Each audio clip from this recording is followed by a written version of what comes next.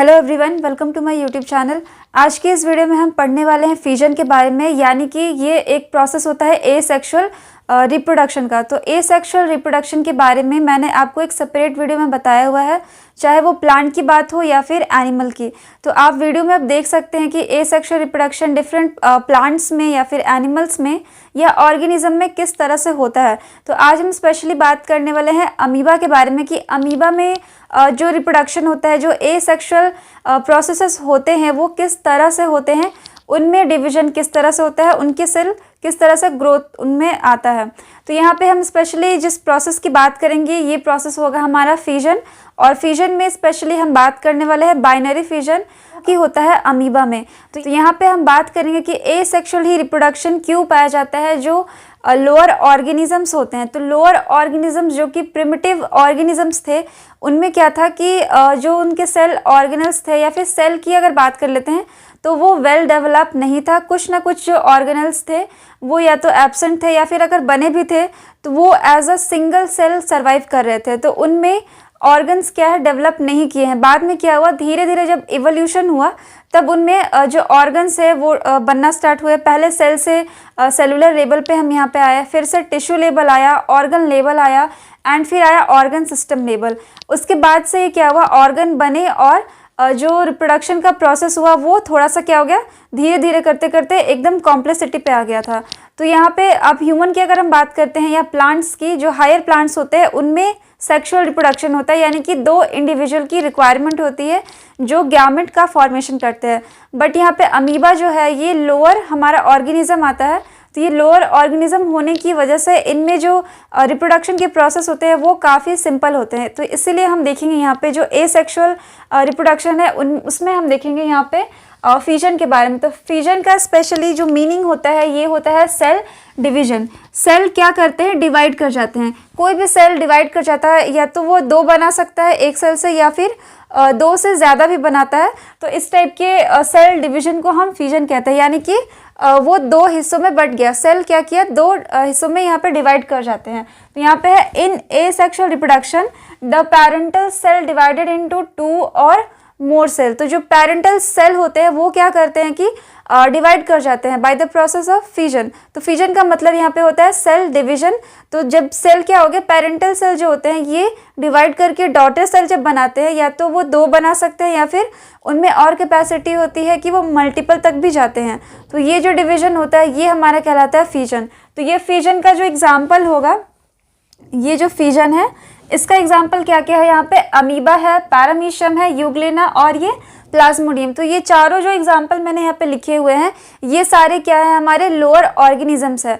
तो lower organisms में हम अमीबा की अगर बात करते हैं तो हमारा अमीबा जो है ये बाइनरी फ्यूजन करके खुद को डिवाइड करता है, डॉटर सेल बनाते हैं।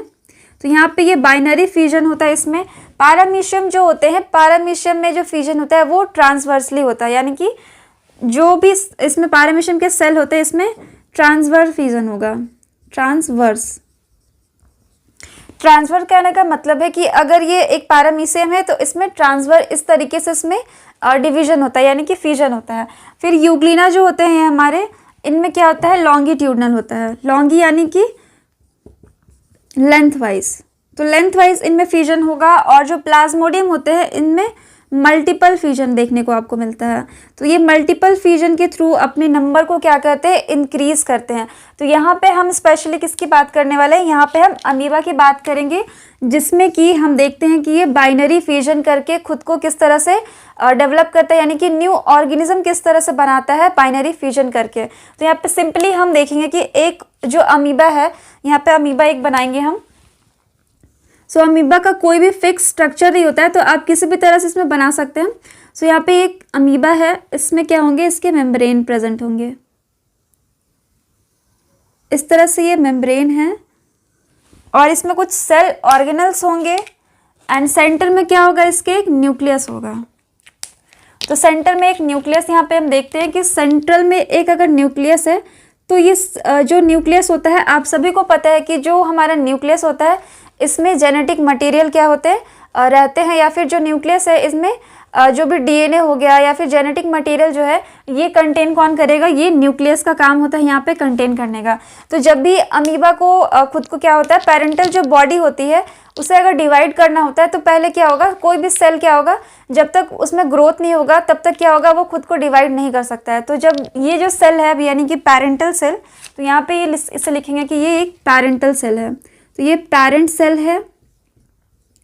पेरेंट सेल में क्या होगा, डिवीजन होगा।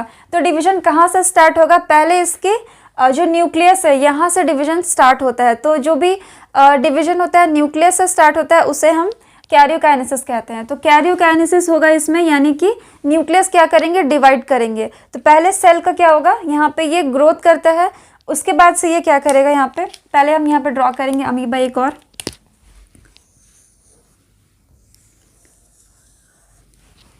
ये अमीबा क्या करेगा, इसके जो न्यूक्लियस होते हैं वो क्या करते हैं, धीरे धीरे क्या करेंगे, खुद को इस तरह से डिवाइड करना है, इसलिए इन्हें क्या करना होता है, ये अपने जेनेटिक मटेरियल को क्या करते हैं, कॉपी करते हैं, यानी कि फिर से रेप्लिकेट करते हैं, क्योंकि इन्हें इक्वल हिस्से में क्या होता है, बांटना रहता है। यानी कि जब भी ये सेल डिवाइड करेंगे तो आधा हिस्सा क्या होगा, आधे वाले इस साइड वाले पोर्शन में आ जाएगा। यानी कि दो अगर अमीबा है यहाँ पे तो आधा आधा क्या करेंगे, खुद को यहाँ पर डिवाइड करेंगे।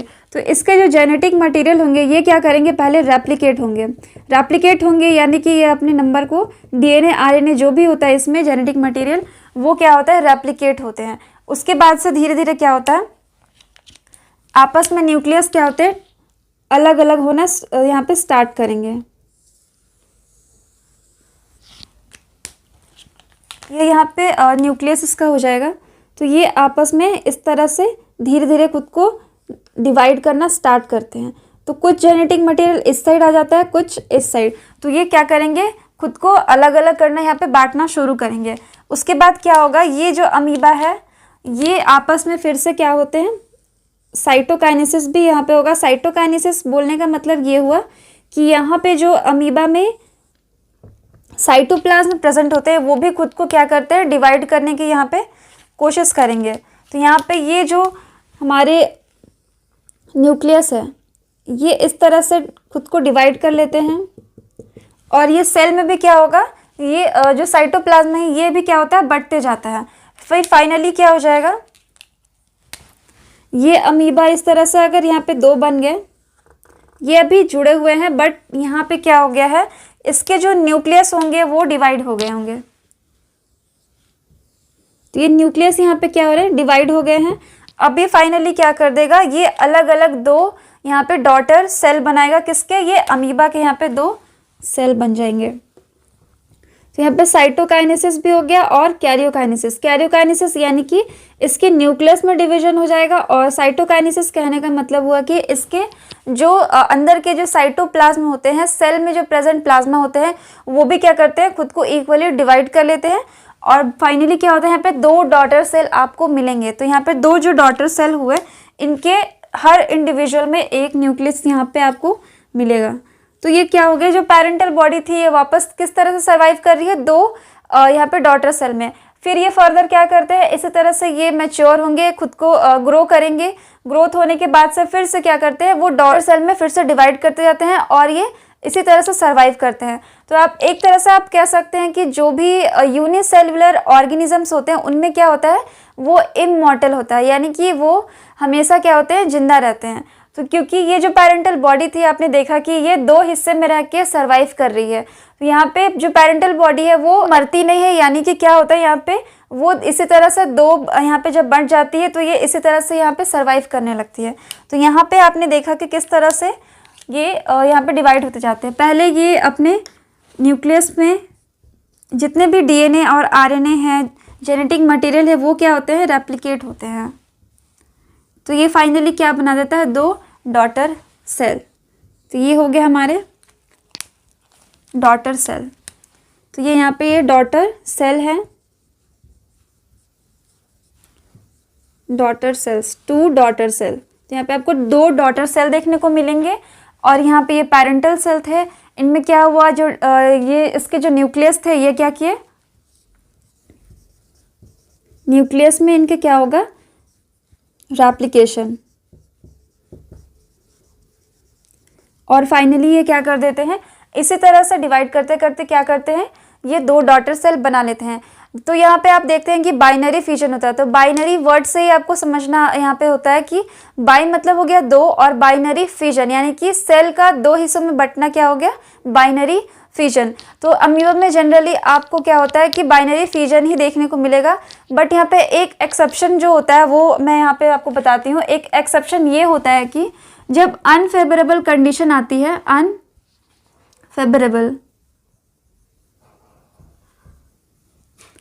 अनफेवरेबल कंडीशन के टाइम ये क्या करते हैं, मल्टीपल फिजन भी करते हैं। इनमें क्या होगा, मल्टीपल फिजन।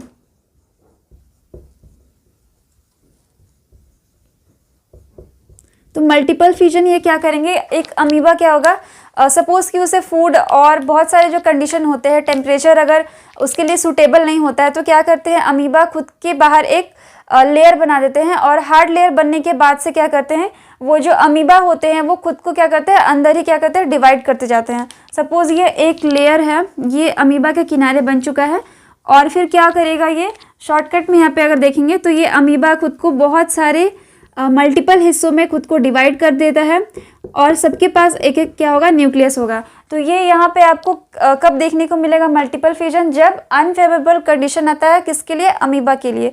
तो अमीबा के लिए जब अनफेवरेबल कंडीशन होगा तब यहाँ पे आप मल्टीपल फिजन देखेंगे, मल्टीपल फिजन।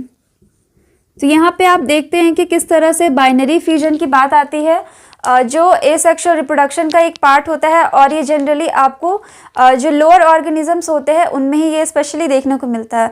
तो नेक्स्ट के जो वीडियो होंगे उसमें मैं आपको हाइड्रा के बारे में एक्सप्लेन करूंगी कि हाइड्रा में किस तरह के एसेक्सुअल रिप्रोडक्शन के प्रोसेस होते हैं। तो यहाँ तक अगर आपको कोई भी डाउट या फिर कन्फ्यूजन होता है तो आप कॉमेंट करके बता सकते हैं। Thank you.